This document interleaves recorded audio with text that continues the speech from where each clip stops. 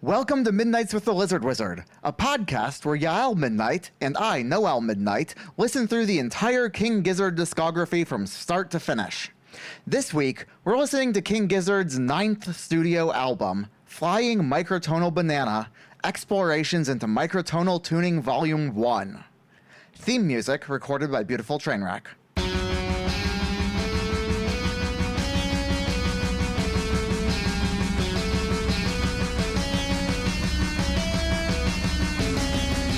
And we're back. Yael, how are you doing today? Well, we get to record for Flying Microtonal Banana, and I've been itching to do this since...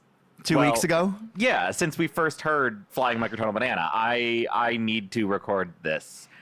I need to get this out of my system. I've got so much to say. So, when you think about this album, like, before we came into it... Yeah.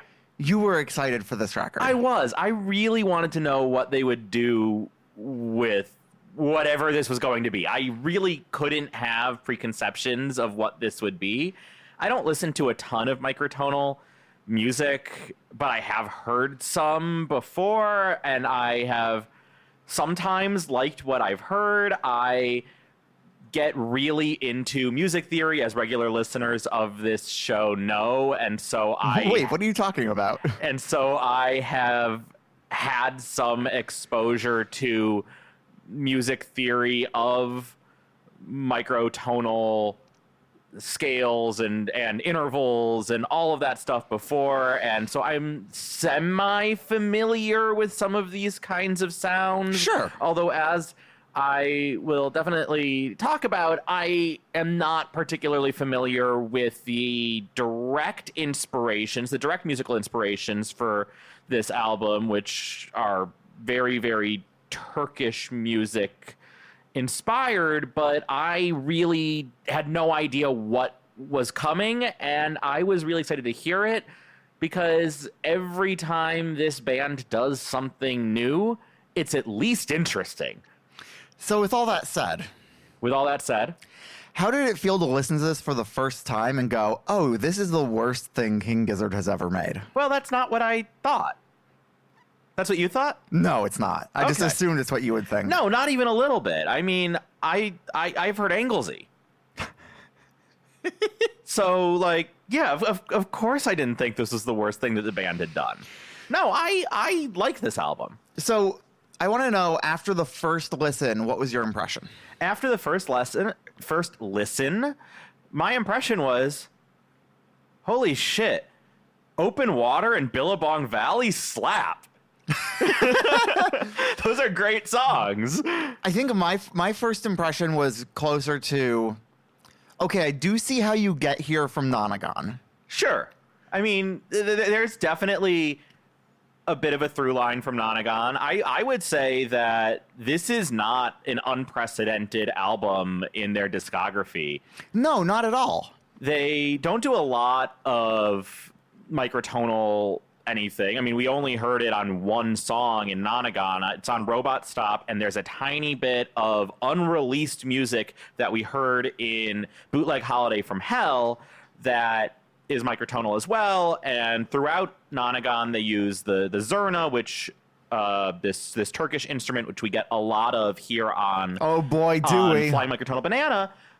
We also have the return, and I would say turning up to 11 of the krautrock that we first got on I'm in Your Mind Fuzz. There is so much krautrock on this album. I would say that the krautrock is probably a stronger descriptor for what this album sounds like than the microtones. I think that's probably true, yeah. I mean, you certainly get both. Don't get me wrong. You're not going to fail to notice the microtones just because it's so krautrocky. But you kind of have to be comfortable with the krautrock, and you have to be comfortable with the microtones. But they do a good job of setting you up to be comfortable with the microtones. Yeah. In a way that, you know, the krautrock is just there. They're not setting you up to like the krautrock. Right. No, that's just established. There. It's just throughout the album. It's a very krautrock album. Yeah, and as far as setting it up, like... I think that's my main surprise from my first listen, was just how krautrock it is. Yeah. Stu commented about the microtones that, yeah, everything you do sounds wrong. You're culturally attuned to a set of frequencies, and their challenge was to make music that didn't sound too wrong within those parameters. And I think they did a decent job. I know the first time I listened, I got through Rattlesnake, and I was like, okay, I guess I see where this is going. And then I got to Melting, and I'm like, okay, I do see where this is going. And then I got to Open Water, and I was like, oh, okay, I see where this is going. Okay, but you've said my trigger word. You've said my activation phrase. I love an activation phrase. And so I've got to talk about what Stu has said about this album. Oh, yeah, let's talk about what Stu has said about this album. My first actual thoughts about this album came before I listened to the music. You made the mistake of asking me what my thoughts were upon my first listen. But no, my first thoughts about this album were based on the screed? On the front and back covers of the vinyl of the album. Sure. On the back of the album, Stu has a screed that he has written out, and I'm going to read it in full because it's going to be important. And I'm just going to put a bed of music under this, and it's going to be really cool. And no, you're not, because that's going to take work in editing, and you're not going to do that work when editing. No, because I have to have this episode out in a week and a half. Yeah. You're not going to do that. You're going to let me talk, and you're going to let people be bored. Yeah, that's how this is going to go. Listener, feel free to turn on 2.5x speed this time. Yael isn't going to mind, and you're going to get through all this a lot faster. I'll keep it light. Personally, I listen to all my podcasts at 2.5x, so I don't know why you're not there already. Why are you wasting so much time listening to this show? You could be listening to this show so much faster. Why are you not doing that? Get your head out of your ass. Jesus. Okay. So Stu writes, nothing is sacred in our Western music. Over hundreds of years, our music de-evolved to feature less emphasis on rhythm and more attention to harmonic imperfection. Our ancestors endeavored to create a system based on perfect fifths, yet we ended up with a series of severely out-of-tune thirds and wonky harmonies. Bach composed in something closer to just intonation. Modern pianos are tuned sharp at the top and flat at the bottom. Violinists instinctually bow perfect harmonies in orchestral arrangements. Barbershop quartets instinctually sing perfect harmonic thirds and sevenths. They are right! We are wrong! Trust your instincts. We continually dumbed down the rhythmic complexity in favor of harmonic entanglement. Harmonies that are out of tune. Nothing is sacred. And neither is this album. 24 tet, everybody! Wronger than wrong. Loves Stu. Emphasis in the original. So were those in all caps? Those were all caps. Okay, yeah, those words were all caps. Okay. I hope our listening audience likes clipping. To me, this passage written on the back of the vinyl, and it's also on the official King Gizzard website. It's like Stu's main release note for this album. Right. It's kind of the preface. Right. It makes no sense. Okay, tell me more. So, very little that he says is actually wrong. The way that we tune instruments has changed over time, and there's So you're saying we haven't always been at 440? Well, that's also true, but entirely irrelevant to the discussion right now. But like, truly irrelevant to anything we're talking about. When I think of tuning, like when I go into Logic and it asks me for the tuning, I type in 440. Okay, but that's what we're talking about here is the intervals between notes rather than the overall. Like, we're not sliding everything together up and down. We're looking at the distance between each note. Okay, cool. The way that we tune instruments has changed over the centuries in Western music. And the intervals between two different notes have changed over time. And in particular, they have changed in a way that now, compared to, say, in the 17th and 18th centuries, we play in tuning systems that make it easier to play something that sounds pretty good in every key Whereas back then, they would choose tuning systems that were made the pieces sound different depending on what keys you played them in, but were often closer to intervals that are natural for the way that waves work. Because pitches and sounds are based on sound waves, and sound waves have physical properties, and the physical properties of those waves are what our ears and brains interpret as intervals, as chords, as pitches. When we make compromises to tune in certain ways, we are changing the way that our brains interpret the different intervals, notes, and chords to sound different. I'm trying to use words here that are as neutral as possible. I don't want to say that we used to do it right and now we do it wrong, or we used to do it wrong and now we do it right. I've got no horse in this race in particular, but suffice it to say, the math doesn't work out where everything will always be perfect. Okay. Essentially, there is no way whatsoever of deciding upon a tuning system that actually achieves every goal that you would want it to achieve. And so no matter what, back then and now, there is going to be something that is less than perfect. Because we have settled in the modern era into, in Western music, a very standard tuning system where an octave is divided very equally into 12 tones.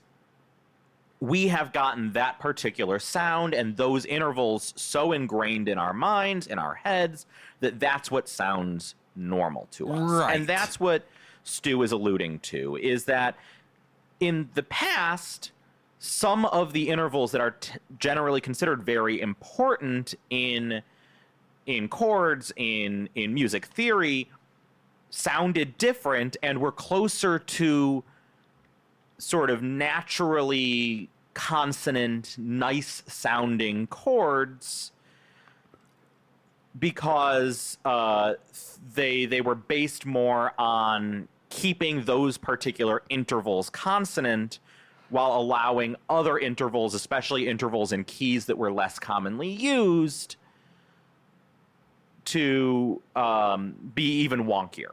Okay. Essentially, it's you can treat everything as a little bit out of tune, or you can treat some things as perfectly in tune, but by doing so, get other things that are very out of tune. Okay, I think I'm still tracking It's with a pick your poison kind of deal. Sure. And Stu goes on this rant in this screed here, saying essentially that the way that things were done is better than the way they are now. That you really want these thirds, these sevenths to sound perfectly naturally consonant, that you want them to be prioritized and have this special physical property of nice ratios of wavelengths to sound good, or ratios of frequencies to sound good. And when you do listen to barbershop quartets, or when you hear some music that is naturally harmonized rather than is from a fretted instrument or a keyboard instrument where the tuning has to be locked in advance, if Sure. you let musicians just sort of naturally harmonize with one another, they are often going to find some of those intervals that Stu is talking about in this passage. So when you're listening to, like, for example, a string quartet, is that something that they're going to automatically do without thinking about it? They're going to often get that. Yeah, exactly. Barbershop quartets in particular, like, that's the whole reason that barbershop sounds like barbershop. If you ever get a nice ringing chord, if you've heard that phrase, a chord that rings, that happens when you get these intervals in that particular chord in it so closely. Yeah. It's like when I strike a G on the guitar and the other G sings out, right? You know how, yeah, it's like that. You know how when you play a harmonic on your guitar, it sounds a little bit different in pitch from playing that same note on a fret? Yeah, absolutely. That's exactly what we're talking about. The harmonic is that so-called perfect interval because it's based on exactly dividing the string in half. So don't intonate to the harmonic. So what Stu is saying is we should get all of these harmonics. Essentially, we should make everything sound like the harmonic version rather than the fretted version. Okay. Here's the problem. I love a problem. Despite all of that being mostly reasonable, he ends this passage with 24 tet, everybody, and 24 tet does not have those nice perfect intervals. It keeps all of the intervals we already have and just adds new ones in between. Right.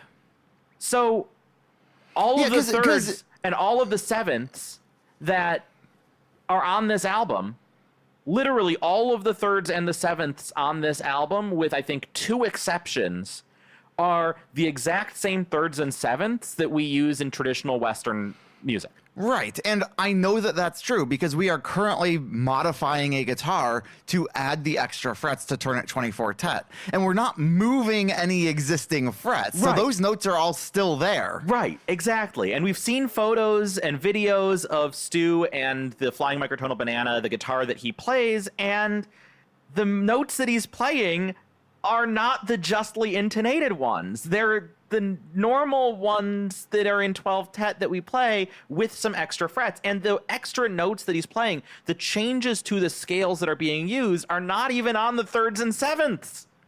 They're not even on the thirds and sevenths, Noel. Where are they? On the seconds and sixths. Okay. So notes that are a little bit less important to the major, not the major, the most important chords, like the tonic chord of the key.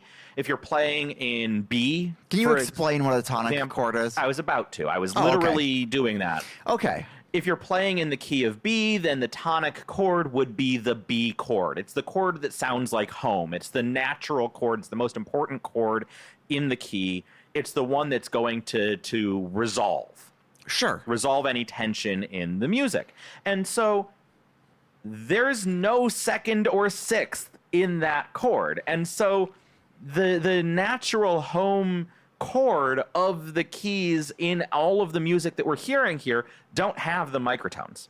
So is there a gin chord? I'm sure that's a really funny joke if I were to get it. Because there's a tonic. Oh, okay. So the screed is wrong. Sure. It's just wrong. And it's not that individual things are wrong. It's that it's that he writes this whole rant about why it's important to explore alternative tuning systems, and then he doesn't explore the alternative tuning systems. That's Sure. my issue. It's not necessarily that you can't do interesting things with alternative tuning systems. It's that if you say that, you should do it. But you know what? He does say nothing is sacred, and neither is this album. Wronger than wrong. So you know what, Stu? This is wronger than wrong. I'm fine with it. And you know what? It still sounds good. And Stu? No, it's wronger than wrong. You're canceled. No. Okay. So are we ready to dive into the music on the album, or do you have more preface? I do want to talk about what exactly he is doing, since he's not doing the thing he kind of sets up. Okay.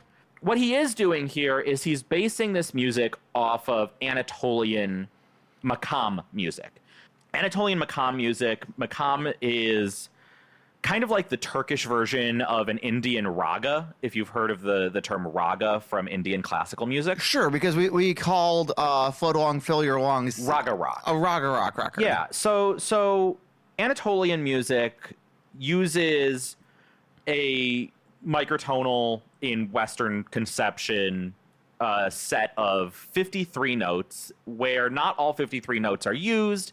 They pick and choose from those 53 notes for a large number of different scales that are usable in their music. These scales are called makam, but they're not really scales because, like ragas in Indian classical music, they come with ways of playing them. They're not just the collection of notes that are allowed, but also there are specific ways that you're supposed to play these different makams, and 2 different makams can have the same collection of notes, but different ways to play them, right? You're supposed to emphasize these notes and de-emphasize those. You're supposed to play ascending passages or descending passages or passages that have a particular shape. You're supposed to start in the upper register and then go to the lower register, or whatever it might be. Different maqam have different seir, ways to play these different maqams.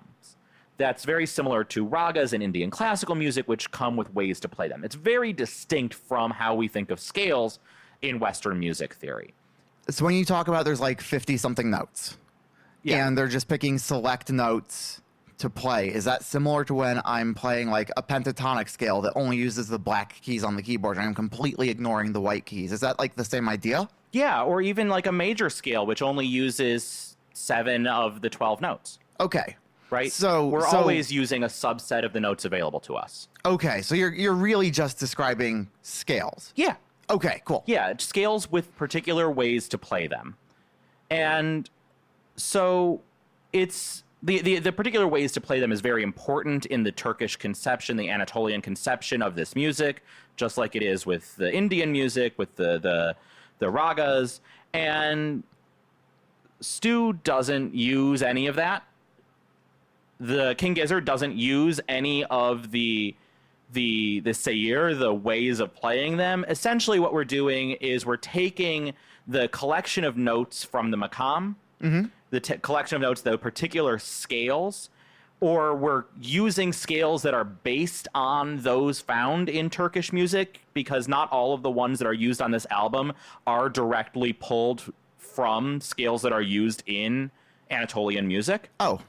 Yeah, there are some that are, or at least are very, very close. But there are others that are based on them with alterations that make them generally more similar to a Western scale. Okay. There's never any that are, to my understanding, not traditional Anatolian music, but also further away from that than would be comfortable for Western ears. It's normally either directly out of the Anatolian music or adjusted from there towards a more Western mode. So is that what you'd like to see going forward on like KG and LW? Is you'd like to see a little bit more exploration of that? Not necessarily. I feel like FMB, the whole idea was let's make it accessible. Yeah, not necessarily. I don't necessarily need it to be Anatolian traditional music, because I like that they're doing their own thing. What I would say is that this is inspired very strongly by Anatolian music, and you could call it Anatolian rock.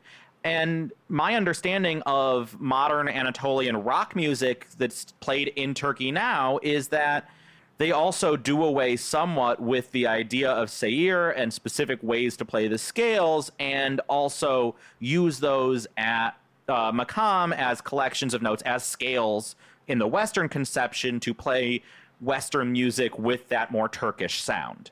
Okay. And I don't think it's a problem that they're doing that at all. So the Western music is kind of overtaking, even in Turkey, the traditional... Yeah, I think Okay. so. And I think that in some sense, it's sad that some of the more traditional Turkish music might not be as well understood anymore as it perhaps used to be, if my understanding is correct. But they're also not trying here on this album to make Turkish music. They're trying to be inspired by Turkish music along with a bunch of other things to make their rock, right? I mean, this is a rock band. They are not a Turkish music band. Sure. And I think they do a great job of bringing some of these sounds into their music. And so the primary scale that gets used throughout Flying Microtonal Banana is based on, it's very similar to a particular maqam from Turkish music called the Hüseyni maqam.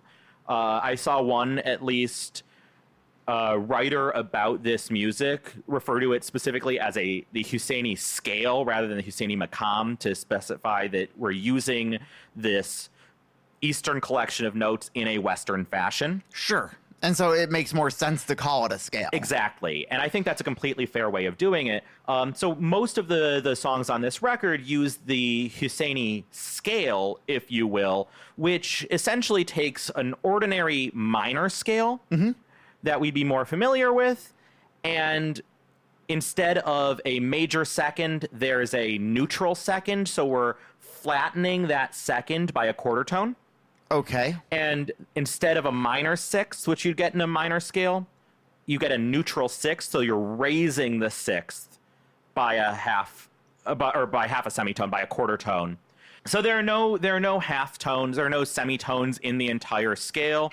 Everything is either a tone or 3/4 of a tone, a whole tone or 3/4 of a tone. So it does sound different, right? These are intervals. Right. These 3/4 tone intervals are not ones that we are used to hearing in the West. So, clarifying question: when we talk about the neutral second, yeah, that would be the halfway between a minor second and a major second. Okay, so let's put this into like guitar terms for me. Yeah. If I'm playing the second of a scale and it's on the second fret of my guitar. Yep. That's a major second. That's a major second. So the neutral second would be that 1.5 frets. Okay, so it would be that half fret that I throw in right below. Yes, exactly. It would be. Would there also be a fret right above? Yeah, so that would be called a super major second. Would you use both in the same scale? No. No. Neither in traditional Turkish music nor at all in this record. Okay. I have done so much research into what makes Turkish music work for this. Oh, I'm sure. And I am so sorry for our listeners who do not give a shit. But it's me. I have to. And also, if you tuned into this episode expecting to not get a screed about Turkish music and microtonal music, what the fuck are you doing? Yeah, Why are you here? I am not an expert in any way, shape, or form on Turkish music. I have a surface level understanding, but I'm trying to use that surface level understanding to hopefully make this album a little bit more interesting to listeners who might also be unfamiliar. Now, I think this album is already plenty-ish interesting, especially because this is the first album we have that has, like, narrative lyrics. Oh, yeah, no, and I love that. And I can't wait to talk about that. I can't wait to talk about that. I'm almost there. Okay. I'm so close. I know you want me to be done with this rant early. So I'm going to try to power through this last tiny little bit that I have. I said there was a little bit on the front of the album cover that I also have to talk about. Yeah, you mentioned it in passing to me, and then you quickly went, but we'll talk about it on the show. So I know that there's something there. I just don't know what it is. So if you look at the front of the album cover, it's covered in musical notation where you have a bunch of half sharp, 3/4 sharp notes, which are like half of the normal sharp symbol and like 3/2 of a normal sharp symbol.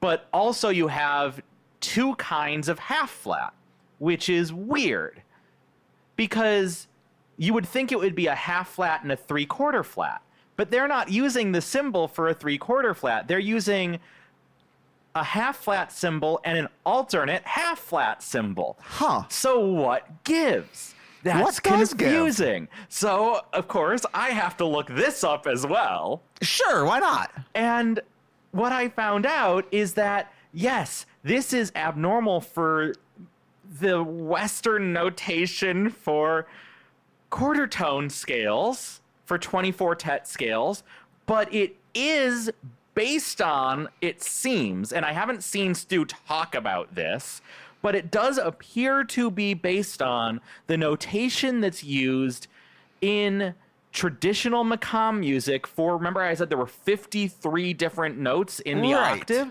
So you need a lot more notation to be able to distinguish each different interval, each different kind of note. And traditional Makam music in Turkey doesn't use Western notation at all. But when Western music theorists write about it, they want to use often notation that's understood by Western music theorists. Right, because it has to be digestible to some portion of the audience. To the people that they're writing to. And so there has been a notation developed that is called, in best of my pronunciation, Aral Ezgi Uzdilek notation, which has different notation for all 53 tones, which includes something like 4 or 5 different kinds of flats and sharps each. And all of these different notations that we see on the front cover of the album are used in that notation. It's the only kind of notation I could find that does use all 4 of the kinds of notation that we see on this album cover. Okay. And it is used for Turkish makam music. Unfortunately, not for the quarter tones. Unfortunately, not for the actual notes that we hear on the album. So, of course not. So I find the cover of this album, both front and back, so fascinating because it does so much to try to bridge that gap between these exotic to Western ears, this Turkish music sounds, and Western understanding of music and music theory. And it tries to bridge a gap that isn't necessarily super bridgeable. And so it's making compromises throughout, which I find just so fascinating with the themes of the record and what is trying to be done to bring this music over here. The album cover, front and back, I think, as much as I am annoyed that Stu doesn't do the thing he says he's doing, it also kind of perfectly encapsulates what is actually being done. I love it. I think it's so cool. I think that all of that is really cool, but I'm finally ready to actually talk about the songs. And we open the record with Rattlesnake. A gust of wind. Yeah. And we just get the sounds of rushing wind. Yes. And that sets the tone for the record. And it really tells you where you are taking place with the record, because we immediately go into Rattlesnake then, and you hear a standard vocal with a robotic, lower harmony below it that's kind of on a pedal note. Is that right? It's on a pedal note. Yeah, it's a droned pedal note, which... So Stu and Joey have both given interviews where they've said that the point of Rattlesnake is to be a long, repetitive song that gets you accustomed to the sounds of the record, that gets you accustomed to these notes that you haven't heard or haven't been comfortable with before for most of their listeners.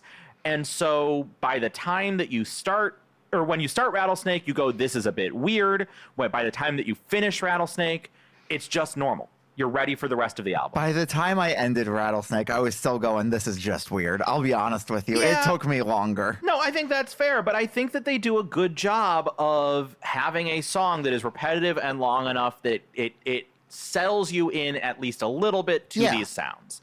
And I think that having that pedal note in that lower vocal is really helpful for that, because it really reinforces the key that you're in. It really reinforces the sound of the scale that we're always basing it still off of this note that's just always there.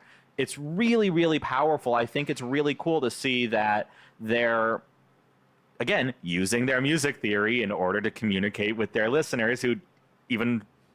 without needing anybody to know music theory. So I pulled something entirely different from this section. It sounded cool.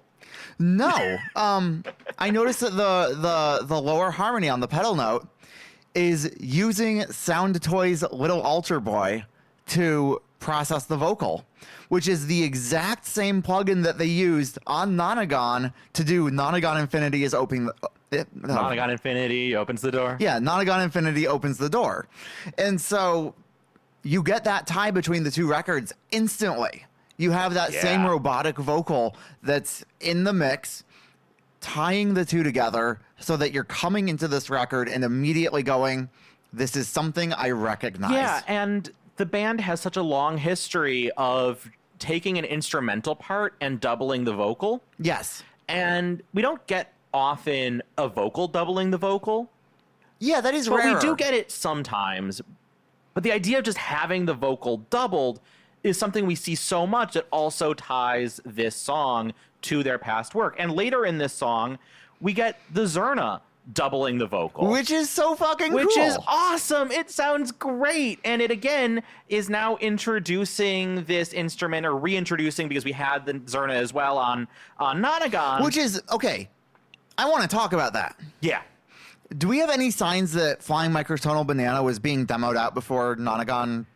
So I don't know when they were demoing it, but clearly they were interested at the time in the microtones in the Zerna, because the Nonagon intro theme they were coming on stage to a couple of times at least was microtonal. They were using the Zerna on that album. Mm-hmm.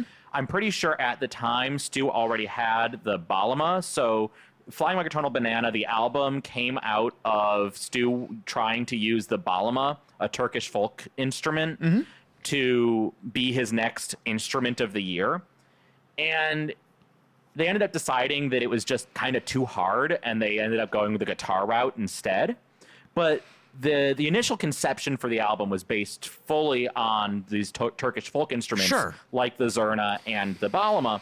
So it's pretty clear that they were already at least thinking about this while they were making Nonagon. I'm not sure if they started writing these actual songs. Yeah, I want an answer to the question, do we hear the Zerna on Nonagon specifically because they are priming the audience for FMB? And my answer is, I don't know.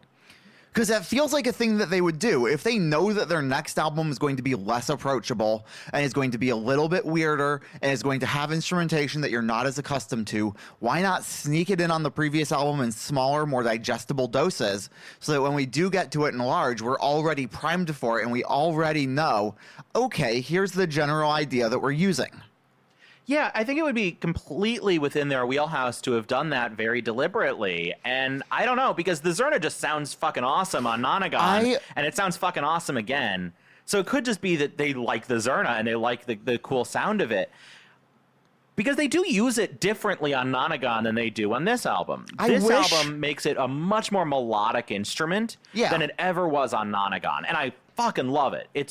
I was so impressed when I heard on several of the tracks on this album just how melodically they're using the Zerna. I wish I would have had this question for Stu prior to the AMA that just happened. Yeah, that would have been a good question. Because I think it would have been a good question. I think we could have gotten a really interesting answer out of it. But when I saw that the AMA was happening, I had zero questions for Stu, which sounds absolutely absurd and absolutely fucked up because I do this show. I should obviously have questions for Stu, but I had nothing. I think part of what kept us from submitting any questions was the idea that we are so far behind everybody else. That is true. In our listening that nobody's interested in going back all that way. I don't know.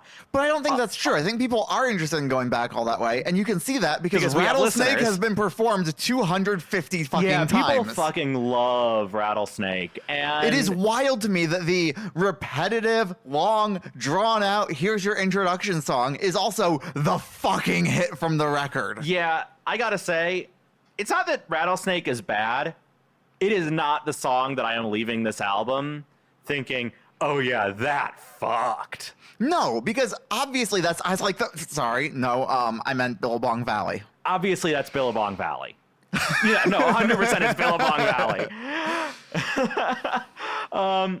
Love the harmonica in the bridge of Rattlesnake. It I cuts had through thoughts about so the harmonica. Well. Tell me about your thoughts on the harmonica. The first time I listened, I hated it. Really? I thought it didn't make sense at all. I thought it was weird and wrong. I loved it. Right away, it struck me poorly. The more I've listened to the record, the more I like it. The more it feels natural and at home. But in that first listen, I really, really disliked it. I really want to know what it costs to get a microtonal harmonica made.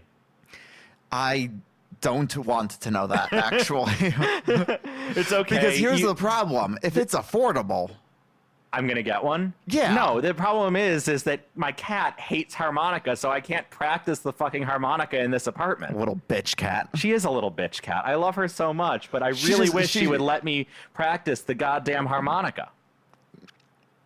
She's just lying there licking herself. Yeah. Well, Fucking, what else is she gonna do while we're recording? that's true. Meow at us? That's so true. She probably would. I don't know. It's a good song. I think it does a good job of introing the album. Yeah, there's a section where there's a piano that's playing. Yeah. And I noticed in the video that it's a pretty fucking standard piano. Yes. But they've run it through like a tape warper or something, so it's kind of detuned and like off. Yeah, what I'm kind of wondering is are they using a piano that can be set having different keys set to different pitches, and are they doing something like they're taking the 24 notes of the scale and spreading them over 2 octaves on the keyboard or something? I think it would be more likely that they picked a couple notes and detuned them manually with the tuning pegs. that could make sense because they only really need the second and the sixth. Right. So I'm wondering if they just went in and did a little custom tuning on their piano. that probably makes more sense. But that piano section is by far my favorite part of the record. Yeah, of the entire record. Yeah. Oh, hell yeah. It just hits wonderfully. And the next thing that hits wonderfully is not long after that. And it's the vocal delivery where Stu goes, leaves you writhing. It's so left-handed. Left-handed? Sinister. Jesus Christ. You're so proud of yourself. You're so proud of yourself. I don't know what you're talking about.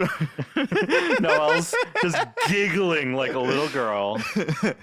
But yeah, no, like at this point it does feel like the band that made Nonagon, and Yeah. I'm genuinely surprised by that. The fact that this album sounds like it makes sense to come after Nonagon, that it Because makes here's the sense to thing. be in the same band that made Mind Fuzz. I with was all the crowd expecting rock. this to be a blue and yellow album, not a red album. But there's a lot of red in this album. Are you trying to like say that in a synesthesia way? Not necessarily. Then I don't know what you mean. What I mean is, red conveys a certain thing. Blue and yellow convey different things. Just like mood-wise. God, I am too colorblind for this. But like, so blue is a cooler color. You're not going to expect the same type of like intensity and rage from it.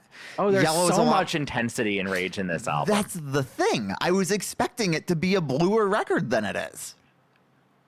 But there's a lot of red in here. And I wasn't expecting the red because the album art is blue and yellow. I will never understand people that can understand colors. I will never understand it. I'll never get it. Listeners, please, do you get what I'm going for here? Am I insane? It's very possible that I am.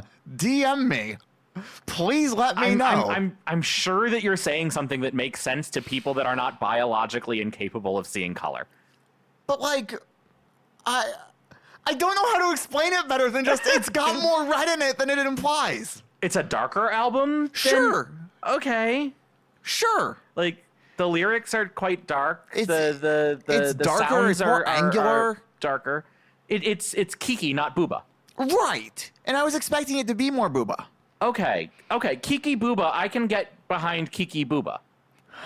If we were one of those shows that named the episodes after a thing that was said, this episode would definitely be titled I Can Get Behind Kiki Booba.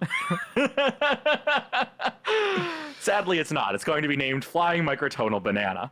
It sure is. All right. I think it's time Because it turns out having episode titles that say what's in the episode is actually useful when you're doing a show like it this. turns out. All right, I think we need to talk about melting.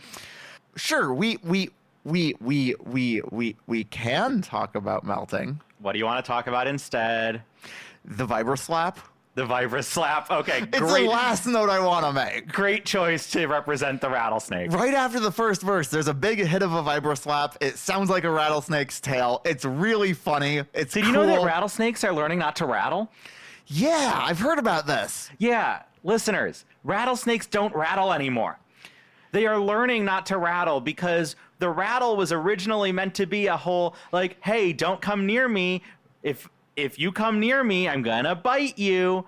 But when humans hear the rattle, what do? They kill the fucking snake. And so you don't rattle and you don't get killed. So evolutionarily, the snakes that rattle less are surviving more, and over generations of snakes are losing their rattle. Snakes are losing their rattle. Okay, so I actually do have one more thing I want to talk about, which is the perspective of the song. Okay.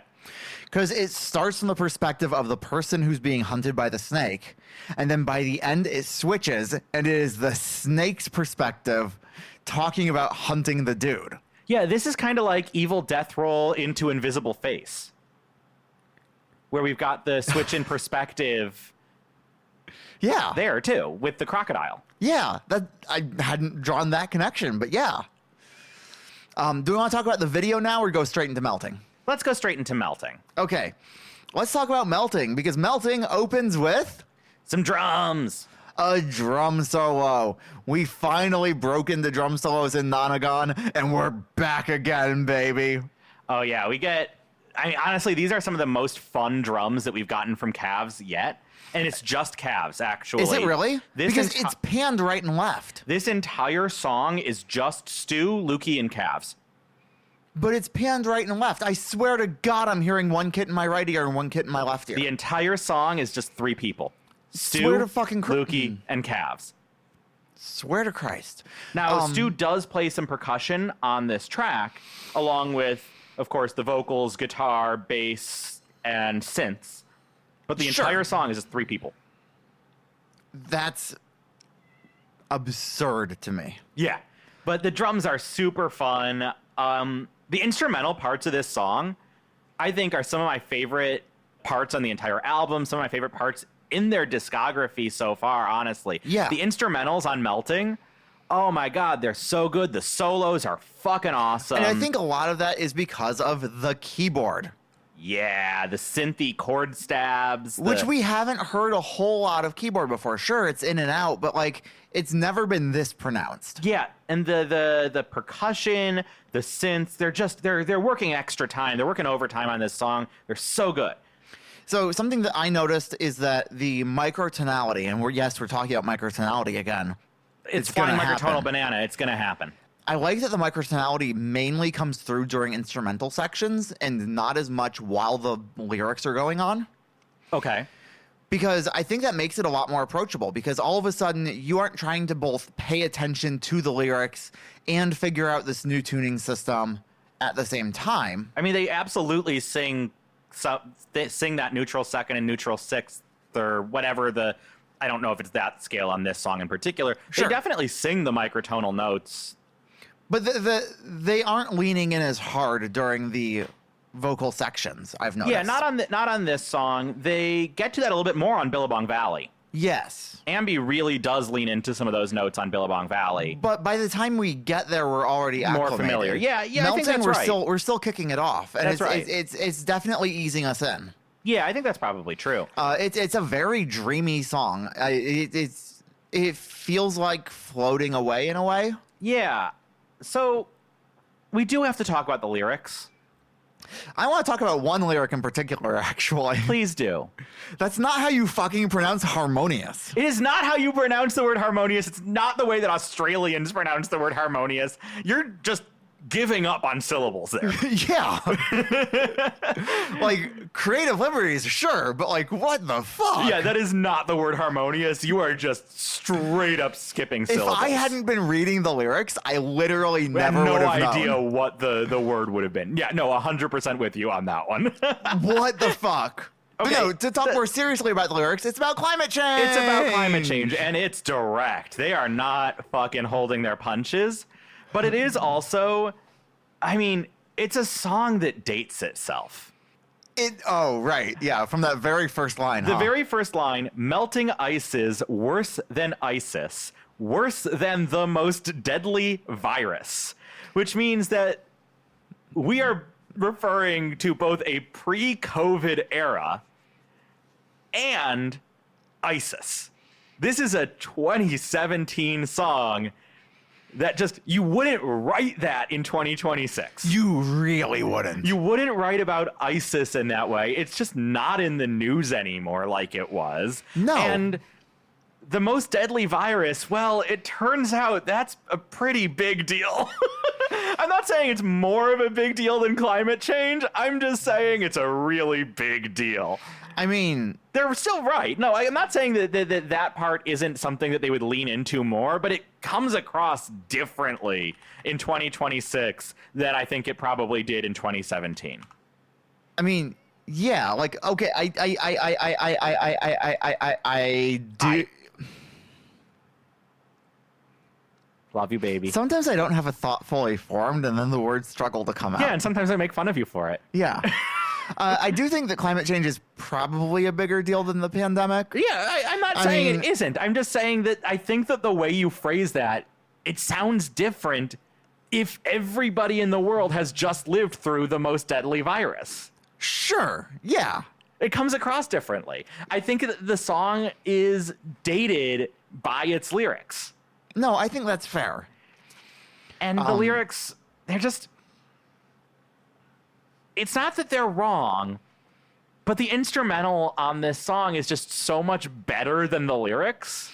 See, I don't really agree with that. And I don't agree with that because of one line in particular. Where he rhymes wait. Where is it? Toxic air is here to scare us.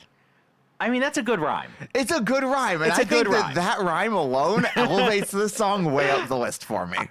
I think that if you made this song instrumental, it would be one of my absolute favorites. If they're going to take this song and jam with it on later live performances, I am so pumped to hear that. I want to hear the fucking keyboard jams that come out of this. Yeah.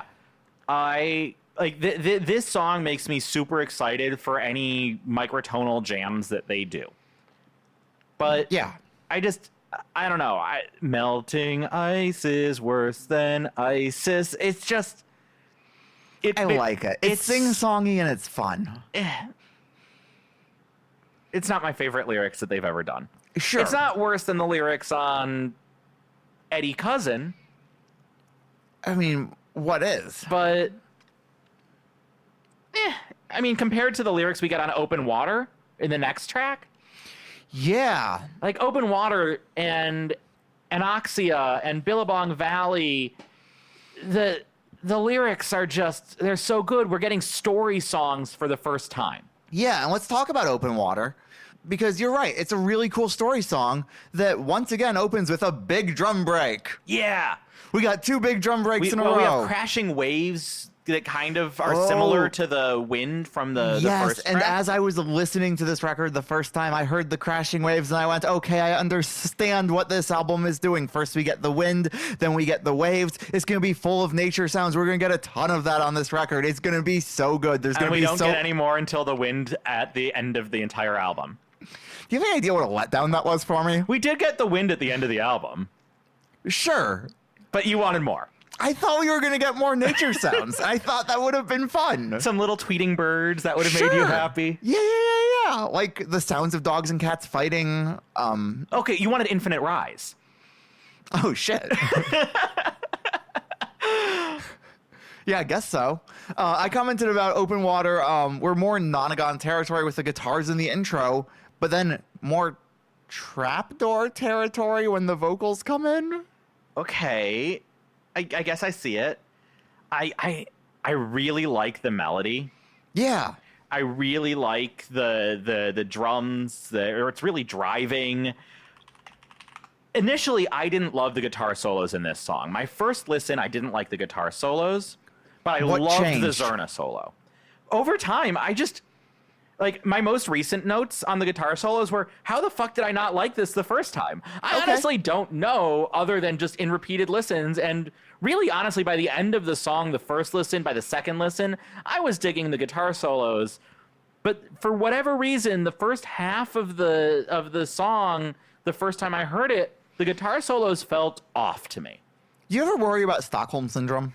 Yeah. Yeah. All the time? With this band? Yeah. Yeah, because, like, If you had shown me this record a year ago, You would have hated it? I not just would have hated it, but I would have bounced off of it halfway through Rattlesnake. I think I would have given it a chance because I think that like conceptually what they're doing is interesting enough to me. Sure. But I'll be honest, the part of this album that's hardest for me to take in is just how krautrocky it is. Because that leads to just sort of repetition a lot of the time. Yeah. See, I think my thought on it would have been, yeah, that's KEXP music, isn't it? I mean, it absolutely is KEXP music. But then I would have said it derogatorily. And now I say it affectionately. But a year ago, you still lived in Seattle and loved KEXP. I know you. Right. I was okay, married to you and living with you a know year that ago. other Microtonal band that's blowing up right now? Angine de Poitrot? Yeah. Yeah. I would have viewed it more like that, where I listened to it and I'm like, okay, I guess they're doing a thing. Yeah, I still haven't decided how I feel about them. Everyone seems to like them. Like the Giz community, the Weirdo Swarm has really... Embrace them. Yeah, absolutely. Well, and when I say embrace them, I mean has downloaded every post about them in the last 2 weeks on Reddit because Jesus Christ, please stop posting this again. Yeah, they do really not like that. I need to listen to the album again. I need to give it another try. I need to decide how I feel about them. But we're not talking about them. We're talking about King Gizzard. We're talking about King Gizzard, baby, and the microtonality finally makes sense for me on this song. Which is interesting because this is the first song, and in fact the only one on the album, where the scale they choose out of the Turkish music is different. Oh, is it? Yeah, it's the only one where it's not based on that Husseini scale at all. It's just a completely different microtonal scale also pulled out of Turkish music. Wild. So it's actually the first one that they haven't set you up for. And I wasn't sure I was going to mention that, but yeah. That's fascinating. Yeah. Yeah, it's so cool. Wild. Yeah. Wild. Yeah. Wild. Yeah. Wild. Yeah. Wild. Okay, I can't do that anymore.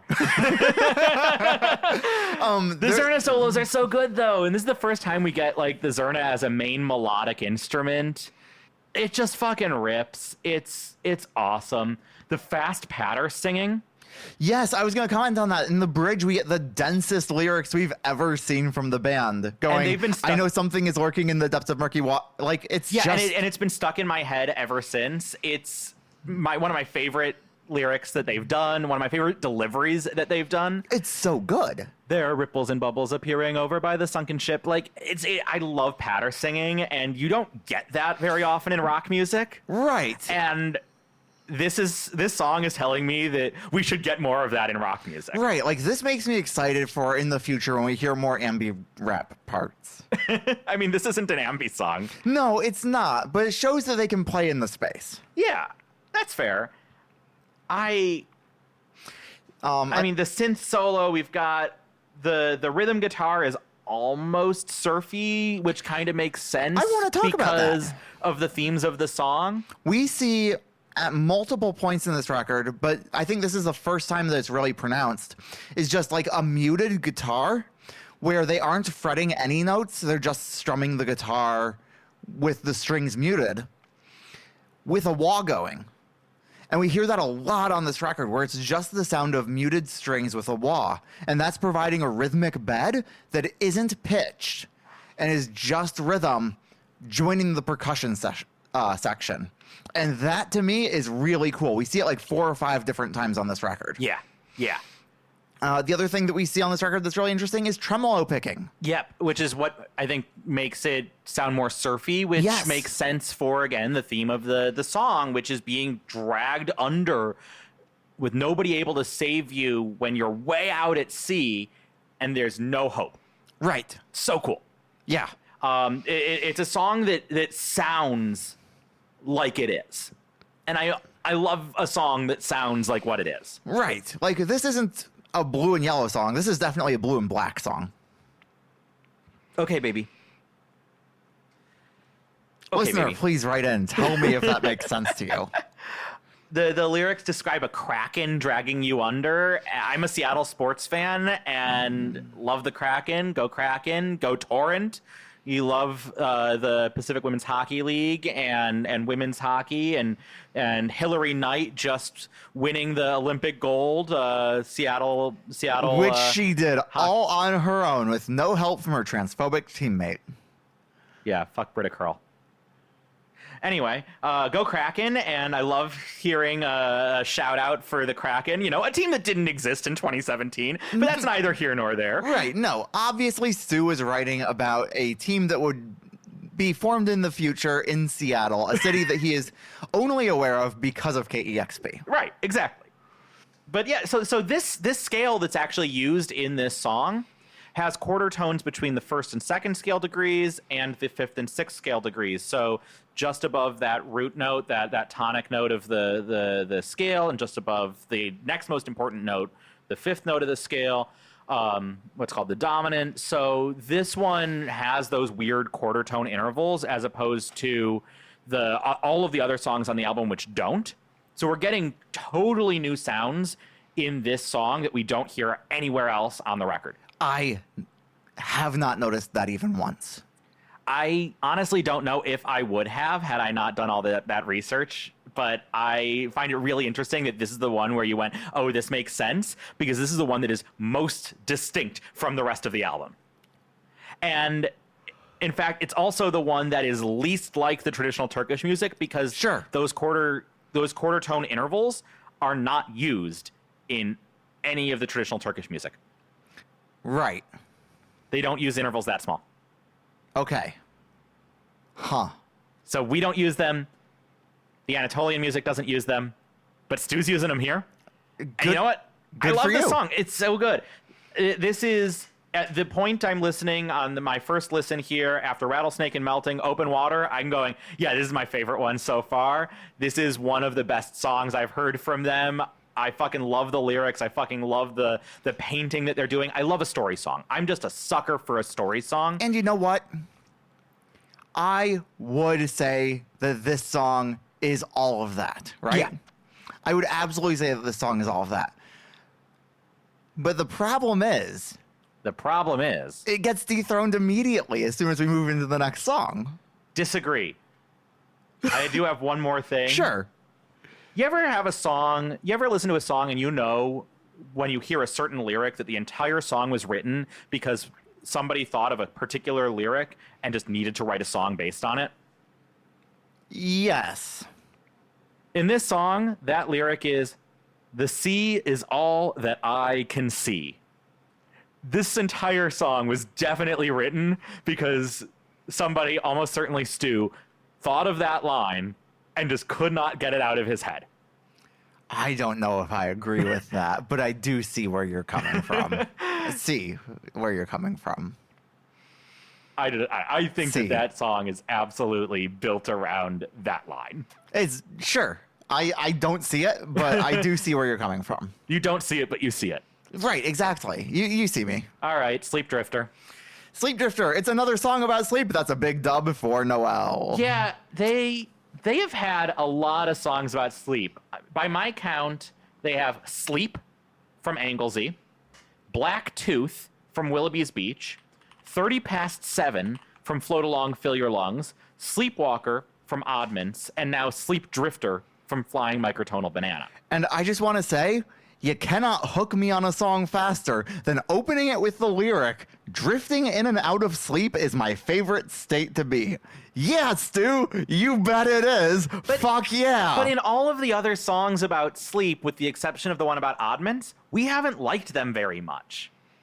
And I didn't like the one on Oddments either. This one fucks. This one is one of my least favorite on the album, and I know that this is one of the popular ones. This is one of the popular ones. I know it is, but for me particularly, their sleep songs are some of their worst songs. This is a jammy, dancey song. I didn't care for it. I don't know what to tell you. I can't really tell you why. This song just kind of bounces off of me compared to... Oh, it bounces. Compared to Open Water or Billabong Valley or even Melting. I don't know. Like, it's a nice song. The lyrics are lovely. I like the imagery of falling asleep in bed next to your partner and just being content and happy. a love song feels a little weird on this album, which is so full of dark songs. This is a Yellow song. Sure. Yellow? Yeah, this one's a Yellow song. What makes a Yellow song different from a Blue song? A Blue song is a lot cooler. It's a lot more chill and reserved. And this isn't a chill song? This is more of a, like, intimate song. An intimacy means yellow. In this case, yeah. What? What on earth? I swear to God, the listeners are going to hear this and they're going to come back and say everything that Noel said makes sense. And I'm going to be so goddamn vindicated. Again, I fully believe that whatever you're saying here makes some sense to people that can see colors. That. Because I've got no reason not to believe that, since it very clearly doesn't make sense to me. How on earth is that yellow? I don't know. It just feels yellow to me. Okay, Noel. A lot of music I feel in color. Okay, so you might have a little bit of synesthesia? I don't know. I do not know. You know what? You know what I need to listen to? You know what Sleep Drifter made me realize I needed to listen to? I need to go back and re-listen to Cunning Linguist's album Onirology. Tell me more. It's a hip-hop album about sleep and dreams, and it's so good. I love Cunning Linguists. I really like their album before that, A Piece of Strange, but Onirology is also really fucking good. I need to go back and listen to that. It's been a while. That's a great album about sleep. I don't know. This one, I took a lot of notes for this album, if it's not clear. This is the song I took the fewest notes for. I have a question for you about this song. Yeah. So right away in my notes, I comment, I love this discordant walk down on the guitar. And then later on, I say, the quiet part feels really discordant. And then I go, wait a second, I'm using the word discordant a lot. Does everything just sound discordant because I'm not versed in this, like, musical language? Probably. Weigh in. Yeah, probably. You think that's probably it? Probably. You don't think it's actual discord? I don't know. Okay. I honestly don't know. This song was hard for me to really, like, think about in a theory-ish way, or even in just in a what's going on here, how is this sounding or fitting together. This is always the song that every time I listen to the album, I just kind of dozed off. I kind of drifted into sleep a little bit. Ugh. But, like, honestly, I did, though. It's just, this is the song that was like, I really tried to get into everything at least some point during the couple of weeks that we're listening to these albums so that I have something to talk about, and I just don't have much to talk about Sleep Drifter. That's fine. I have one final thing I want to say about it. Please do. It ends with a bass riff from Billabong Valley, which then goes straight into Billabong Valley. And is this band just allergic to people wanting to put songs on shuffle? Yeah. Yeah, they are. Because goddamn. No, this entire band does not want you to listen to their music out of order, which is wild for a band that plays all of their music out of order in their live shows and just does not play albums like through. Right. Wild choices. I'm This band is so allergic to the concept of shuffle. I keep putting on my Noel Midnight Station on Apple Music. And you get a single Giz song at a time. Yeah. And it's weird because it both starts and ends wrong. Right. Yeah. It's just so abrupt. It's so weird. Yeah. Like, I the other day I got Evil Death Roll came up. Can't listen to just Evil Death Roll. Well, no. I mean, Nonagon in particular is made to listen to the entire album. Sure, yeah. But like, except for you, Mr. Beat. As soon as Evil Death Roll ended, I was like, oh, I feel like I've got blue balls now. Like, I feel like I was just like, yeah, you need Invisible Face. You need Invisible Face. So you really liked Sleep Drifter, though. I did. I really liked Sleep Drifter. Is that your favorite on the album? Is that your standout? It would be if it weren't for Billabong Valley. Well, guess what's next? Billabong Valley, an Ambrose song. Yeah, we get Ambi. So Stu wrote this song, decided that it wasn't really right in his voice, and gave it to Ambi to sing, and Ambi rewrote it. Because of, as you do. Yeah. This one, I think, is perhaps the most Giz song I have heard. Yeah. Because they are combining so many different things to make this song.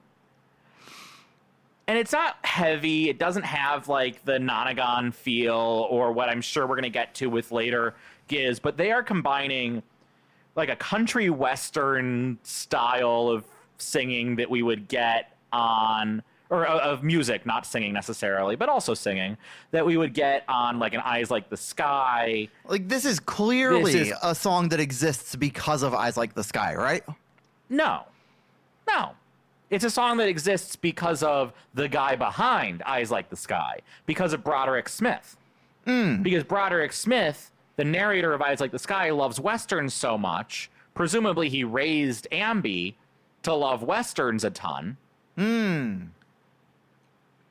But they're not making a Western song. They are making a country Western song that's also a bush ballad, an Australian folk music bush ballad that's also Turkish folk music with the Anatolian rock. And it's just, it's got so much going on, but it all fucking works. But the song here is a story song again about a real-life Australian bushranger who is not, in fact, nicknamed Mad Dog Morgan. That name was made up for a movie about him, starring Dennis Hopper. And so by using the name Mad Dog Morgan, it's clearly basing the story off of the movie version rather than the real-life version of this outlaw bushranger. Okay. But this is a guy that would go around, robbing and killing people out in the bush, out in the Australian bush. And it's fucking great. And Ambi's vocals are so fucking good. Right. And he really does a great job of leaning in to the notes of the scale that aren't expected in Western music, the Anatolian scale notes, the quarter tones. Yeah, I noted that this is the first one where he hits them so well. This is the first one where it really feels like, oh, it must be fun to play the microtonal guitars. Yeah. And like, there's and so this is much room to also fuck around. the first song that we have that uses neutral thirds. This is the first song we have that uses chords that are neither major nor minor. That's fun. So this is the song that is perhaps most microtonal in a way. Interesting. And we have Zerna, but also bongos, but it also sounds like a soundtrack. I mean, I hate being the person that just, my comments are how much I love it and how awesome and how much it fucks it. But I mean, it's so good. So I want to read you a lyric and have you just fill in the lyric for me. The lyric goes, outlaw on the run, faster than a... It's stolen gun. In an AMA, Ambi commented, I do remember Cavs asking me if the lyric faster than a stolen was actually loaded gun. Should have changed it to that, but it was too late. And I do have to stop myself when singing along to this song from singing faster than a loaded gun, because that is the phrase. I also have to stop myself from doing a weird third lyric that isn't either the one that's it should be or that's secret actually third lyric. Secret third lyric. actually in the song. I always want to sing faster than a smoking gun. Oh, that's good too. But it also wouldn't make sense and isn't the lyric. No, the lyric is faster than a stolen gun, which makes very little sense. I mean, I guess if you've stolen a gun, you're going to want to run away pretty fast. I guess. And from what I can tell of the actual real-life bushranger Morgan, he did steal some guns in some of his famous raids. Now, I want to be clear to the listeners. Do not approach a law enforcement officer and steal their gun. You definitely should not take a gun from a law enforcement officer and then wave it around mocking them. Yeah, I've known that is not a thing that you should do. I've known people who have gone to jail for trying to take an officer's gun. No kidding. Yeah. That seems like a really dumb way to land in jail. I mean, he was a really dumb guy. Okay, fair. Do not care for him. He was a bad person. Okay. He was the boyfriend of somebody I knew, and now they're married, and that poor woman. Bad guy. Yeah, anyway. Wait, this isn't about who I think it's about, is it? This isn't anybody you've ever known. Oh, okay. Then it's not about who I think it is. Yeah, this is somebody I used to know back in North Carolina. That makes sense. Very happy to not be in a room with him ever again. Anyway, yeah, don't steal somebody's gun. Seems like a bad idea to steal somebody's gun. Billabong Valley, easily a favorite, if not the sole favorite from this record. Instantly one of my favorite songs from their entire discography. It's so Giz. And then It's so Giz. And then we follow it up with one of the best KEXP performances of anything they've done. Billabong Valley, their KEXP performance of it is so good. I need to watch that again. It's so good. It's so good. But what I was gonna say is that then we follow it up with anoxia, and anoxia is a complete lack of oxygen if we're looking at the definition of the word. Yeah. And that is what this song felt like to me. Interesting. So how you felt about Sleep Drifter, or how I felt about Sleep Drifter, you felt about anoxia. I have listened to this album 11 times, and Anoxia just doesn't stick with you? I don't think I can tell you without looking it up a single lyric from this song. The lyrics are not nearly as like I do not know what it's about. They don't get stuck in my head. Anoxia is a song about a bunch of people who die because of a fire, but not because they get burned by the fire, but because they run out of oxygen. But because the fire has stolen all the oxygen in the room. Okay. Which sounds like an awful fucking way to die. Yeah, it's kind of like how the Democrats are the fire sucking out the oxygen. And, like, the Democrats aren't killing us, but... So are the Republicans the one that set the fire in this case? Yeah, I think so. Okay. I'm just trying to understand the metaphor here. Yeah, it's not very well thought out, and it does fall apart with any amount of examination. Yeah, let's just not examine it. So this is a Joey song. This is a Joey song. So it's based on the Black Saturday bushfires in 2009 in Victoria, Australia. Okay. So there were a bunch of really awful, very deadly bushfires in Australia that killed 173 people. So is this going to be, like, comparable to California wildfires, or is it different? I mean, it's very similar. It's a wildfire. It was very, very hot, very, very dry, and fast-moving wildfires that killed a bunch of people. Gotcha. And Joey was reading about these fires and how people were found in the middle of a football pitch, presumably Aussie rules football, where they were dead from asphyxiation, having no burn marks on them whatsoever. That is terrifying. Yeah, it's fucking terrifying. And that is legitimately terrifying. And so if you read about that, like, it makes sense that you would write a song about it, because holy fuck, I do not want that to happen. That is maddeningly terrifying. Yeah. And I think that with that background, if you go back and you read the lyrics as you listen along, the song will sink in a little bit more. I would still say I don't know the lyrics of this song super well. The lyrics themselves are not ones that get stuck in my head, but it's still a story song, and there is one lyric that I feel like is particularly notable. They die by fire, but they felt no heat. And that's a great pair of lines. Yeah, no, that is actually good. And it's sung in such a classic rock way. And as soon as you said that lyric, the entire song is back in my head, and I can tell you which song this is now. Yeah. But I need that prompting. But those lines are so good. And I'm not sure that the rest of the lyrics stand up to the quality of those lines, but I really like the song because those lines are so strong, and the lines around them in the chorus, like, the chorus is strong enough for me that it really helps me envision and picture the scene. And it's so dark and devastatingly horrific that this song sticks with me, even if the lyrics and the verses never quite burrowed their way in. Yeah. Black, red, and yellow. See, at least that one makes sense because it's a fucking fire. At least that one makes some fucking sense. I like the guitars that are doubling the vocals Yup. during the melody. And lots of vocal layering too in this one, which to me, it just like it really, really doubles down on how disturbing everything is. But I like that those guitar doubles also sneak in a lot of extra notes in between lines. Yeah. Which isn't necessarily something we've seen from our doubles a ton. This time we're getting the double plus some. It's the yes plus and. a little bit of fill. Yeah.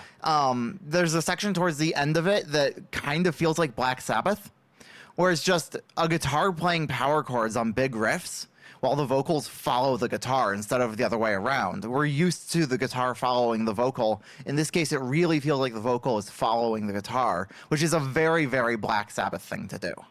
Fascinating. Maybe I should listen to some Sabbath. You probably should. Did we put any Sabbath on that list for you? There is no Sabbath on the list for me. A reminder to listeners that I've had my friends give me Metal 101 recommendations, and there has not been any Sabbath on that. I do think that you're going to see some of that same technique explored on the Dio record I gave you. Okay. Because Dio used to be in Sabbath. Okay. So I do think you're going to see some of that same stuff coming through there. Okay, that'll be good to look out for. I'm wondering if they modulated volume on this track. Tell me more. Anoxia. It feels like it's swelling and diminishing in volume in a way that just feels a little artificial. It feels like somebody's taking that master volume and just moving it up and down on a fader. It's very possible that they did. Throughout, and it's not a technique that I've heard a lot, not just from Giz, but from anywhere. Is just taking that master volume up and down. But I feel like I'm hearing that on this track. That's something you hear in metalcore quite a bit. Is you'll hear the verses are all a lot louder than the choruses. But it's not on a verse chorus sort of cycle. Oh, At least I don't think it is. I didn't note that it was specifically a verse chorus thing. It felt like it was swelling just more musically played. Yeah. Okay. It was I don't know how to describe it. Well, it's like how the Crow Hill videos show them orchestrating the strings with the faders. Yeah, it's definitely played. It definitely feels like if somebody's doing it, they are doing it harmonically almost. Yeah, they're kind of vibes doing it rather than following a structure. Yeah, absolutely. And I would be really interested to know if that's actually what's happening there. Well, there's a great AMA that we could have asked. That question would have never been interesting enough for anybody to have selected or answered. And they only selected 60 questions to go to the band, and from that they expect the band to do like half. Right, that would not have been a question that anybody would have been interested in, except me. Yeah. But Anoxia ends, and we go into Doom City. Doom City. Yeah, let's talk about Doom City, because Doom City is Doom City. A song about pollution? Yeah. So we're back on the environmental shit. I mean, you could say that Anoxia is also part of that environmental shit. Yeah, because wildfires, bushfires are definitely based on climate change. And, for sure. Also are anthropogenic and et cetera, et cetera. But we're really back to the environmental stuff, where in Doom City, we hear the lyrics, "I think I'll die when Doom City air this way comes." We're talking about polluted air coming in and choking you out. So I guess we're kind of talking about Anoxia almost. I mean, yeah, that might technically count as Anoxia. Maybe. I'm not a medical doctor. Neither am I. I'm not any kind of doctor. Well, I can't say that. You can't, because you unfortunately did go to grad school. I did. Oh, I did. What a mistake. What a mistake. Yeah, no, Doom City, it's our heaviest song yet on the album. But it's also dancey. Dancey, but it's got that really strong bass driving it. Even with the vocal Doom City. Right. And it's a really repetitive motif that is separate from what the main vocals are doing. Yeah. And then all of a sudden, everything slows down a fuck ton. Yeah. For a really great Zerna melody. that, I mean, it just comes out And of... it's in 3/4 for that section, and right? it comes out of nowhere, and it's just, oh my God, it's... This band is good, It gets people. really this band heavy. is good. It gets really heavy. There's a great moment where you're just kind of throwing down, and then it goes back into a really punky, like, two-step section that is just a delight. And yeah, we get back to the motoric, we get back to the krautrock once we get back into the verses, and it's like they never dropped off any steam. Yeah. This song is also heavy enough or distorted enough that the different sources that I found couldn't agree on what notes were being played at parts. Oh, that's fun. Where the scorebook that I purchased for this entire album gives a D half sharp in both the bass and the melody, but a YouTube video that I watched that described the relationship of various Turkish makam and scales in this album said that the bass used a regular D sharp while the melody was using a D half sharp, creating at the exact same moment, Making a weird dissonance. A strong dissonance.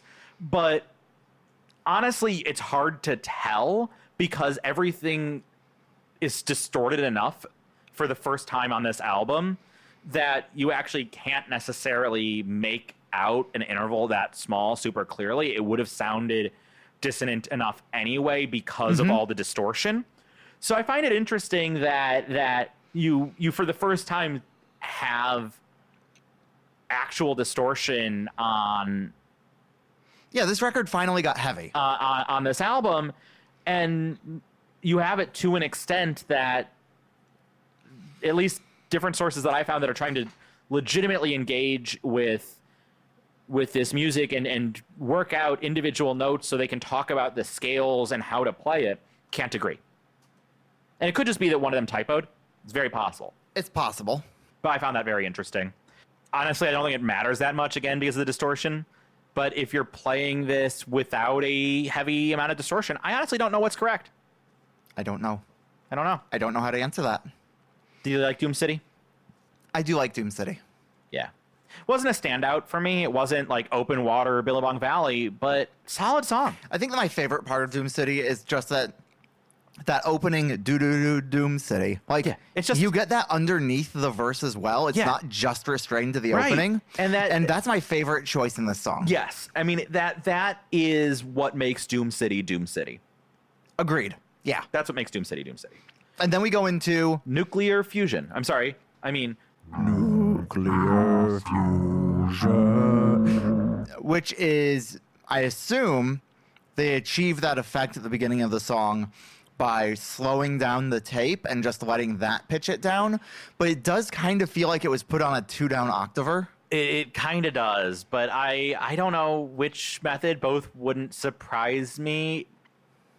The way I described the vocal at the start here is, you know how people will often refer to a certain kind of vocal as a growly vocal? Yeah, absolutely. They're wrong. This is a growly vocal. Oh, I don't agree with that. I think this is what a growl sounds like. If you hear a dog growling, sure, this is the tone. I don't know that I agree with that. And I really don't like disagreeing with you on the pod. Yeah, because you know that I'm right, except for when you're right. Well, it's more that a dog isn't supposed to, like, come after its handler, you know? That's true. You do have to be polite. So, like, I don't like disagreeing with you on the show. But also, I think you're wrong. Okay, tell me why I'm wrong. Because that's not what a growl is. It's not what a growl vocal is when people talk about growl vocals. It's more of a growl than that. It's guttural. I really love that opening riff. I'm just going to move past this entirely. I really love the opening riff, like, that's so cool. It's so heavy. It feels just really big. It feels guttural and growly. Yeah, so, I don't know where I was going to go from there. So this is a weirdly lo-fi track. Sure. It's grainy. in a way that nothing else on the album is. It feels like we're kind of back in the lo-fi garagey sound that they were trying to do, except not with like the methods of their original garage music. But they're clearly going for a lo-fi sound that doesn't exist in their music anymore. Right. And with the 80s style synths, my image of how they want to play Nuclear Fusion is having the band in dark square sunglasses and a keytar. Interesting. I picture this as a very 80s kind of performance with the way that the synths and the grainy sound of the album work, which is super contrasting to the lyrics, which are about how, we're all stardust. Yeah. Like the lyrics of this song don't remind me of 80s guys with a keytar and the dark square sunglasses like the music does. It reminds me of Joni Mitchell's song Woodstock, where the lyrics are, we are stardust, we are golden, and we've got to get ourselves back to the garden. Interesting. That's not what I got from it at all. I got this is nuclear mutation where everybody's kind of fused together after a nuclear fallout to create this blob of people. Okay. I definitely got more like we're stardust, like nuclear fusion creates all of the matter in existence and we are that nuclear fusion. We are the products of that nuclear fusion. Like just a slightly sciencier take on the we are stardust idea. We read this song completely differently. And based on the music, I wouldn't be surprised if they were thinking of it more in that body horror way. But I was not getting any body horror from this at all. Not to talk about the Rattlesnake music video before its time, but we do have the green radioactive water in the Rattlesnake music video. And this, I think, kind of builds on that idea where it's okay, we've got the green ooze, we've got the radioactivity, we've got the fallout. This is end of the world, everything has crashed down, and now we've just got this amorphous blob of people parts. Fascinating. I just absolutely did not see that. Am I wrong? I'm open to being wrong. I don't know. I'll very also likely wrong. When I hear we are all one being, I hear that as we're all in this together. Whereas I hear we're all one being. We're all one being. And I don't know. I hear it as we're all in this together. I see your reading of it. I'm looking at the lyrics now. I see your reading of it. Sure. That never came close to my understanding of the song as I was listening. Incredible. Which is hilarious. I mean, that's just that same song. I think that looking at the lyrics, both interpretations are valid from the text. I honestly don't know. And this is why you do a podcast with your wife. And this is why you do a podcast where, despite the fact that you live in the same home and are listening to the same music again and again, and you can't get a lot of it out of your head, and you're humming it at each other for 2 full fucking weeks, because you can't actually talk about it with each other, you, dear listener, get to hear us have this absolute impasse. Can I talk about one last thing from the song that really struck me as interesting? Of course. It's something I don't think we've heard before on any Giz track, which is Stu's vocals slightly overlap from line to line. Interesting. I didn't notice that. At the beginning of the chorus, it's all the bonds that break couldn't break us. And then right as us is finishing, you can hear the tail of us still going as exponentially comes in for the next line. You know what? Thinking back on that, I can hear it. And so each line was recorded separately and then stacked, which is so different from the live in the room style recording that we've seen before. Yeah. This is much more parted out and pieced out. And I thought that was fascinating. I vaguely can picture that, having heard you say it, because I've heard this song enough yeah, no, it does kind of... It's fast. It does kind of really get into that next line. Okay, fascinating. So that's my last note about this song, is they're doing something that I don't think we've seen before, and that makes me happy. You know what King Gizzard loves more than anything else? What does King Gizzard love more than anything else? An instrumental final track of an album that summarizes the themes of the entire album. And ends on wind. And you know what? Oh, and it is also named after the album. Right, yes. We saw this on Paper Mache Dream Balloon. So here we get Flying Microtonal Banana. It's a Stu Joey song. It's instrumental entirely. We've got the Zerna and the guitars trading off between being melody or being support. Mm-hmm. And we've got cool-ass percussion. Like, we did away with the drum kit entirely, and we've just got, like, cool hand percussion. Yep, and I like it. I like it a lot. It's not doing the paper mache thing where it's summarizing the themes of the album by just repeating them track after track. It's not doing the Oddments thing where it just gives a vocal tag. Hey, this album was called Oddments. Oddments. Oddments. It's definitely its own track. It's an original composition here. Right. It goes, hey, this album is called Flying Microtonal Banana. Zerna, zerna, zerna, zerna, zerna. Guitar, guitar, guitar. Yeah. And I like it. It's not going to be the track that I'm, humming to myself. Yes, it is for me a little bit. Okay, sometimes I hum it after I finish the album, but it needs to be there to finish the album. If the album ended with Nuclear Fusion and not Flying Microtonal Banana, it would be wrong. I agree. It would be wrong. Yeah. And I love our outro, and it's solid, and people, I think, sleep on this track. I think that's very reasonable. Because it's not a track that you have much to say about. No, but it needs to be there, and I'm glad it's there, and it's good.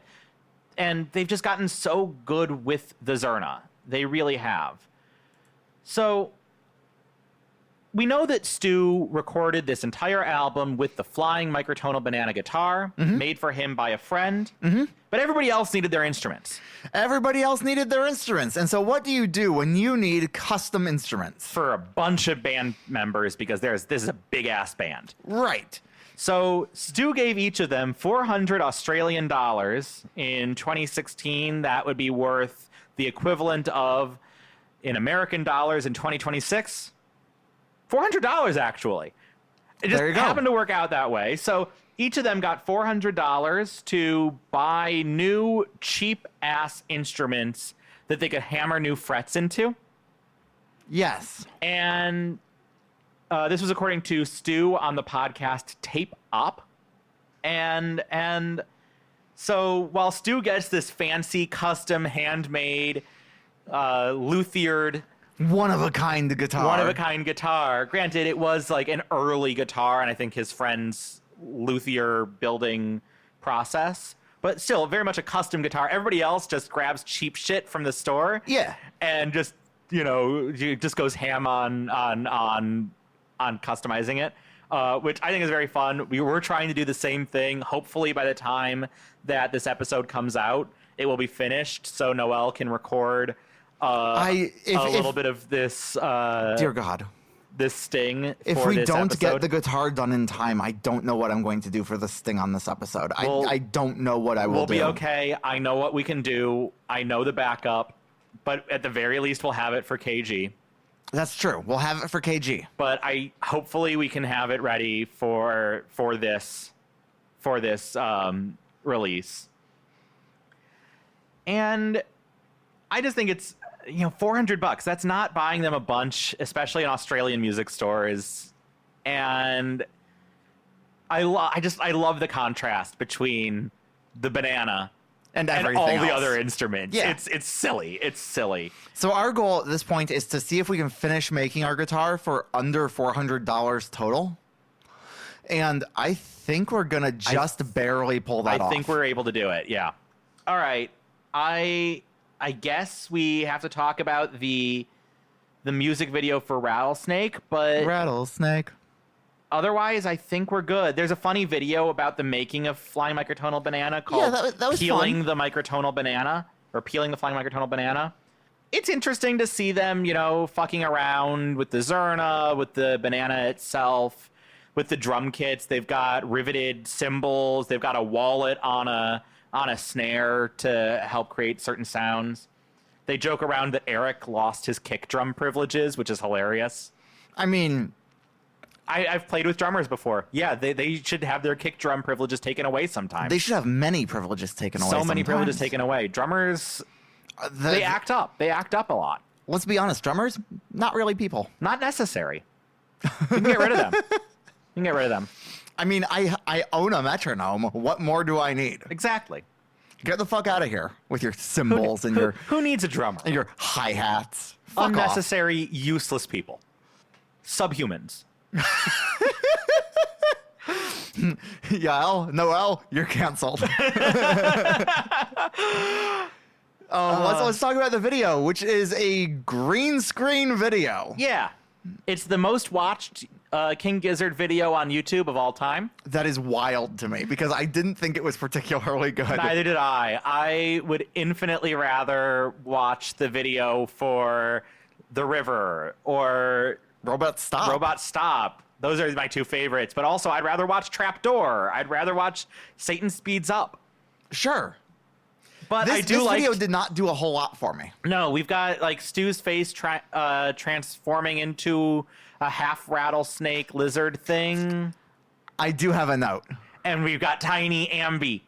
We do have Tiny Ambi. I like Tiny Ambi. This song felt like not justification. Felt like what's the word I'm looking for? No idea.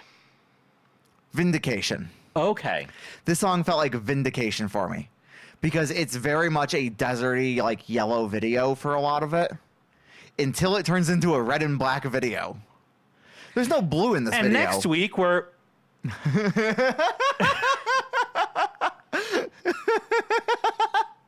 But no, it's a red, black, and yellow record. There's some blue in there too, yeah. Like especially on songs like Open Water. But there's a lot of red in here, and it's just not represented graphically on the record, and that feels weird to me.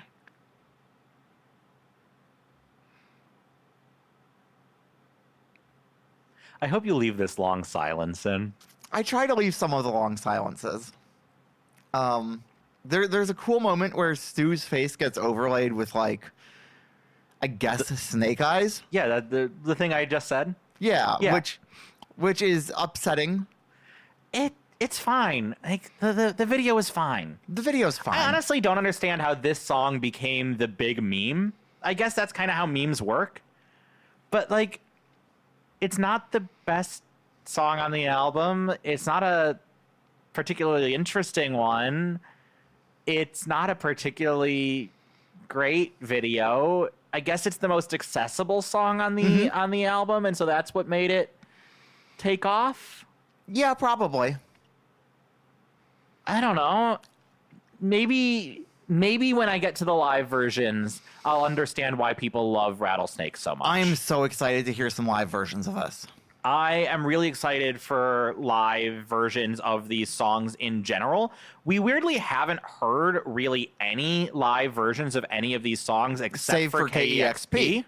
Because by the time that they start playing Flying Like a Tonal Banana live, they've already been playing Murder of the Universe live a ton.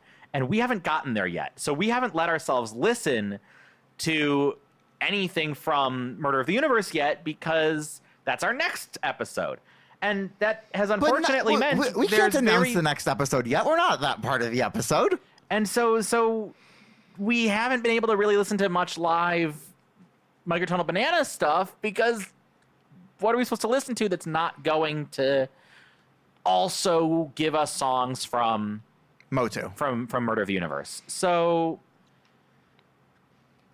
I would really like to see. I'm really looking forward to seeing what they do live. Yeah. That's the long and short of it. I think my last note on the video is that it does show that sea of green, and I'm wondering if that's Hantsuyumi's vomit. I don't know. It could just be nuclear waste. It could just be nuclear waste. I kind of got the impression that it was nuclear waste. So did I. But you know, we will learn a lot more. You have to go full Hantsuyumi. Gizverse on these things. Do you? You have to go full Gizverse.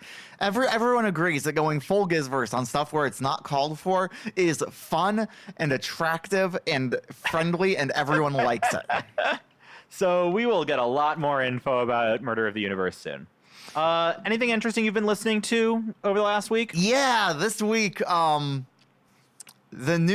fourth studio LP from Hans Gruber and the Diehards dropped. For those who don't know Hans Gruber and the Diehards, they are one of my favorite bands. They are a ska-core band out of Texas. They're a bilingual band, and they try to incorporate a lot of like Latin influences into their ska. So it's this really cool like merger of like Jamaican music and Latin music and hardcore music.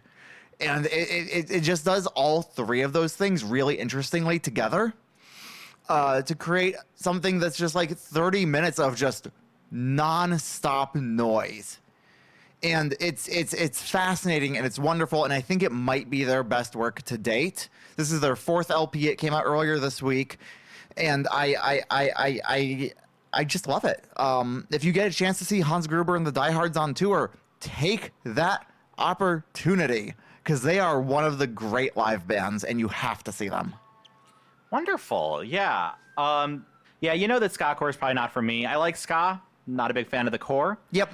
But that does lead me into what I've been listening to this week. Yeah, what have you been listening to this week? So there are actually not really very many albums I've listened to a bunch of times this week other than Flying Microtonal. But as part of the Metal 101 project that I've been listening to, I have listened to a couple of albums for the first time, including Toxicity by System of a Down. Yep. Which I was shocked to learn I really dug that. Yeah. I am also shocked to learn that. Really didn't expect that. I'd heard Chop Suey as a single before, just ambiently, and did not care for it. So I was particularly surprised that I liked the album. Yeah. Like, I know that this is a favorite album for just about everybody, but I was shocked. I did not expect it to be for me. I had plenty of reason to believe it wouldn't be for me, and yet Toxicity rocks. That's one of those records that's really defined by the vocal delivery. Did that stand out to you? Yeah, okay. Absolutely. I really liked a lot of it. I mean, altogether, I was just, every aspect of that album worked for me more than I thought it would. And I wasn't expecting any of it. Yeah. Somehow, even a bigger surprise than that was when I listened to one of your suggestions. Yes. Which was Let Live. Yes. What was the name of that album? Remind me. That was The Blackest Beautiful. The Blackest Beautiful, which is post-hardcore. I think it's safe to call it post-hardcore with like a lot of metal influence, a lot of new metal influence specifically. And it didn't necessarily hit for me for the first few songs, but there was a point midway through the album where suddenly I was just listening to it differently than every other time I've listened to any metal or hardcore or anything. And it just, there was a moment where it clicked. Right. And I'm not going to say that this Let Live album is my favorite album of all time or anything. I'm not even going to necessarily say that I thought it was something that I liked. But there was a moment where it clicked. And that's an important moment. And that was an important moment. That was certainly, I think, the most interesting moment of music listening for me over the last couple of weeks, because all of a sudden, the scream vocals fit. And they were rhythmically interesting. And all of a sudden, the bass riffs and the guitar riffs and the drums underneath everything weren't competing for my ears with the vocals. They fit.